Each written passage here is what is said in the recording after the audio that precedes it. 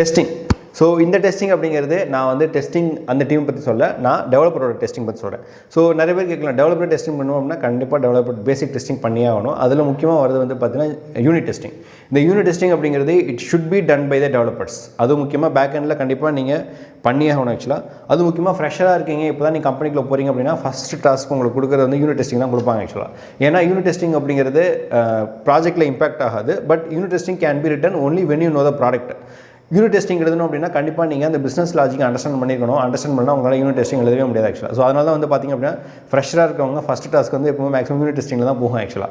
So unit testing என்னை பொறுத்த வரைக்கும் நான் யூஸ் பண்ணது ஜாவா யூஸ் பண்ணனால ஜாவாவில் நிறைய யூனிட் டெஸ்டிங் நாங்கள் எழுதியிருக்கோம். அதுக்கு வந்து யூனிட் நாங்கள் யூஸ் பண்ணுவோம், as well as மார்க்கெட்டோ யூஸ் பண்ணுவோம், ஸ்ப்ரிங் பூட் அப்படிங்கிறனால. ஸோ இந்த யூனிட் டெஸ்டிங்கை எழுதிட்டு இதை ப்ராப்பராக செக் பண்ணுவோம். ஃபார் எக்ஸாம்பிள் இப்போ நான் அடிஷனுங்கிற ஃபங்க்ஷன் வச்சுருக்கேன், அதுக்கு வந்து 2 நம்பர் கொடுக்கணும். அந்த 2 நம்பர் கொடுக்காம நம்பருக்கு பதிலாக ஸ்ட்ரிங் கொடுக்குறீங்க